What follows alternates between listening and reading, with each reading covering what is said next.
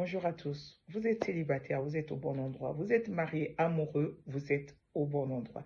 Si ce n'est pas encore fait, abonnez-vous sur notre chaîne YouTube pour ne pas rater nos vidéos conseils. Aujourd'hui, c'est vendredi. Donc, nous sommes dans notre séance de conseils et nous avons commencé la séance sur les destructeurs du couple. La fois dernière, donc, notre vidéo précédente a parlé de deux destructeurs. Nous avons parlé du manque de communication qui détruit le mariage, qui détruit les relations amoureuses et de l'égoïsme qui détruit les relations amoureuses. Aujourd'hui, nous allons encore parler de deux points, de deux ennemis de l'amour. Aujourd'hui, nous parlerons du manque de respect. Le manque de respect. Il y a des gens qui se glorifient en fait d'être irrespectueux. Le manque de respect dans un couple, c'est quelque chose qui ne devait pas exister. Parce que tu ne peux pas manquer de respect à l'être aimé. Les paroles blessantes, c'est un manque de respect. Les humiliations, le mépris, toutes ces choses-là ne devaient pas exister en fait dans un couple. Parce que nous nous mettons ensemble par amour. Une personne qu'on aime, on ne le méprise pas. On ne blesse pas en fait, on ne le blesse pas. Non, on ne l'humilie pas. Le manque de respect détruit quelque chose dans ton partenaire. Ça détruit son estime de soi. Il faut éviter en fait. Quand tu manques du respect à ton mari n'aura plus d'estime de soi-même.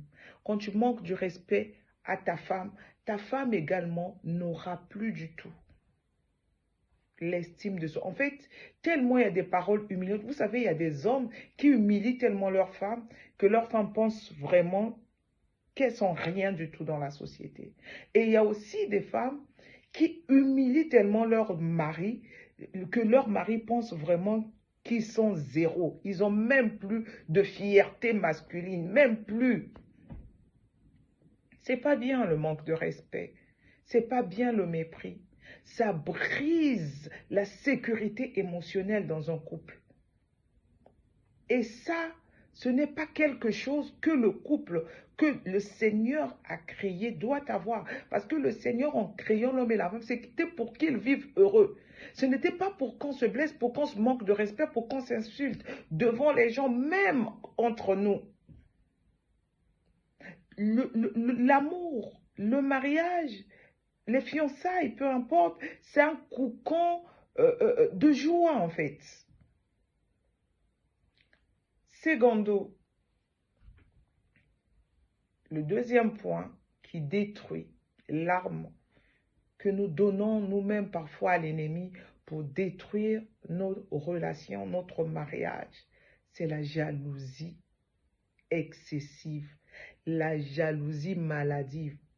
Bien aimé, la jalousie, ce n'est pas une démonstration d'amour, non, mais au contraire de peur. C'est une personne qui a peur, qui est très jaloux, qui est possessive. Je ne veux pas que ma femme parle avec les hommes, je ne veux pas que ma femme sorte, que mon mari, dès que... Non, n'ayez pas peur en amour. Faites confiance, faites-vous confiance. Pourquoi alors épouser une personne en qui tu n'as pas confiance si c'est pour chaque fois surveiller qu'est-ce qui s'est passé, il est passé? Toi-même, en fait, tu ne seras pas bien. Et cela va engendrer de l'angoisse en toi-même aussi, la méfiance.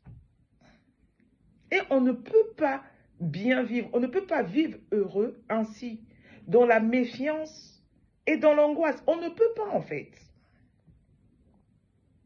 Et vous voyez des relations comme ça, souvent, là où il y a beaucoup de jalousie, ça ramène le contrôle. Or, en Christ, nous sommes libres. Vous devriez vous faire confiance. Vous savez, ton partenaire n'est pas fidèle parce que tu l'imposes d'être fidèle. Non. Ton partenaire ou ta partenaire est fidèle par rapport à sa conscience. La fidélité, c'est d'abord par rapport à sa conscience, par rapport à sa foi. Ce n'est pas par rapport à toi d'abord. Ça, il faudra... C'est pas parce que tu as mis l'alliance à ta femme ou à ton mari que obligatoirement, donc automatiquement, il te devient fidèle ou elle te devient fidèle. Non, c'est par rapport à soi-même, par rapport à sa conscience. C'est pourquoi à éviter cette jalousie maladive qui va en fait vous ramener nulle part, sinon que de détruire votre relation, de détruire votre amour, ce que vous êtes ou ce que vous avez construit ou ce que vous êtes en train de construire. Voilà en fait pour aujourd'hui les deux armes que nous-mêmes nous donnons entre les mains de l'ennemi. Vous savez, là où il y a la confiance, l'amour respire. Laissez respirer votre amour. Laissez respirer votre couple. Faites-vous confiance. Les deux, l'homme et la femme, faites-vous confiance. Vous verrez que les choses iront bien. Vous êtes encore célibataire, pas marié, pas fiancé, vous n'avez personne. Allez-y vite vous inscrire sur Deux par grâce, le site 100% chrétien qui nous aide à rencontrer les chrétiens qui partagent notre foi. Vous avez des problèmes en couple et vous avez besoin d'une oreille pour vous écouter, de quelqu'un pour vous aider dans la prière ou peu importe, par des conseils.